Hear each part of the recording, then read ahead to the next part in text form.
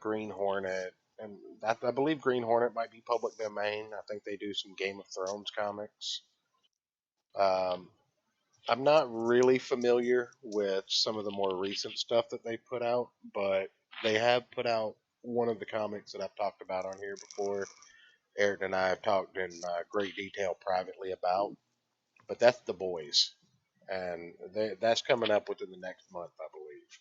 We're going to start that because I believe it's 10 volumes. So yeah, there's 12 Let's volumes check the plus. schedule here. Oh, they're not on the following month. With just I'm saying within the next month or so, we'll start on those Yeah. more than likely. But the Boys is it's an independent story written by Garth Ennis about superheroes and what they would be like in the real world. And their allegories to like the X-Men, the Justice League, and all of that, the Avengers.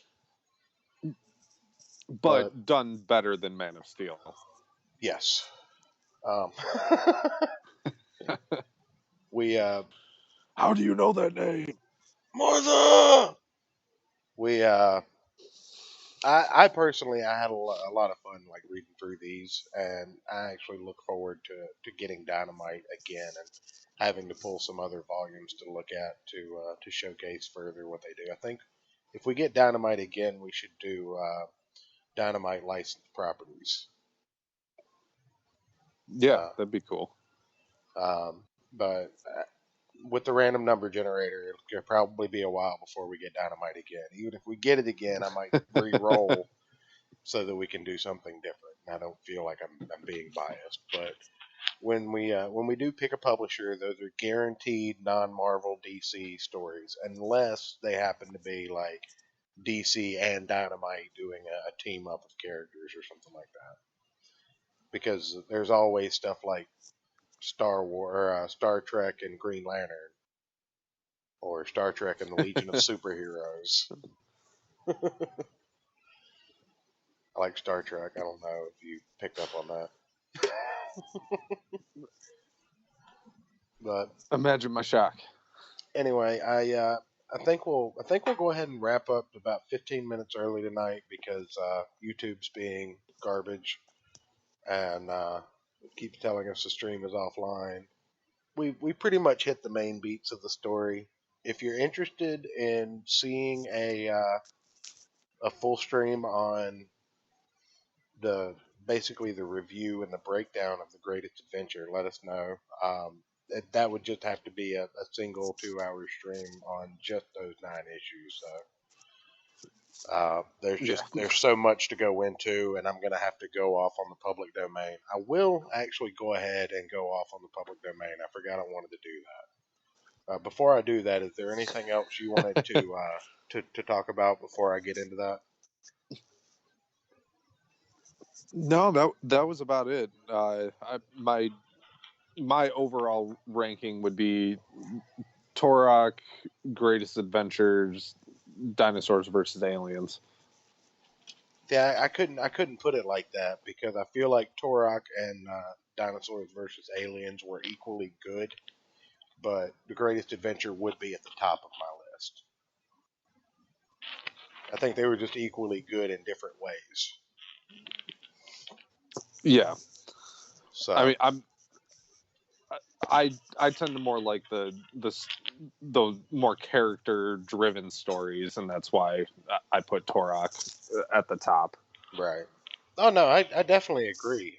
That's the one that I'd like to actually read and finish before I jump into this. It's just such an investment to get back into all of these characters and kind of figure out where they're going. And I don't Yeah. know. Well, I don't. Doing this show, I don't really have time to recreationally read stories like this a lot. So I don't know if I would like it where it ends off in three issues because I only have the first 9 issues of this, and I don't know if there's more of it. Right. So anyway, let me get on a little tangent about the public domain. There there are a lot of characters out there that were created for comic books and pulp magazines and cartoons and all kind of properties that have fallen into what they call the public domain. And the public domain is a plethora of artwork and characters and stories and even books. Like there are books that you can download for free because they're in the public domain. Um, it's a wealth of H.P. Lovecraft. All of that's public domain. Uh, there's just a wealth of stuff that you can use for inspiration or storytelling. You can do something like this and create a team up between two of characters you're familiar with that have fallen into public domain. You can now I don't know how it works as far as like I don't know that Dynamite or Bill Willingham could sue you for using Tarzan. I don't think they could because of the public domain. However, if you tried to basically knock off this concept, I think that might be an issue. But I'd have to do some research. That might be something interesting to reach out and talk to somebody about if I can find somebody who has a little more knowledge on Yeah. how that works. But Yeah, I know how it works with like music, but I'm not sure how it works with this with like a story. well, I don't think you can tell it again verbatim for money. But Right. I think you can use like Mary Shelley's Frankenstein is public domain, if I'm not mistaken. You can use Frankenstein as a character, but I don't think you can print Mary Shelley's Frankenstein and sell it for money without a license, even though it's public domain. It's weird. I don't know. I could be wrong. Yeah. Well, it's it's that's why Disney made the remake of Dumbo, because that was about to fall into public domain. right. Same thing with they keep changing the copyright law for stuff like that too. Because even if you own the copyright for something, that's only for a set amount of time. But Disney's made it Yeah. run forever. On like the damn mouse should be public domain.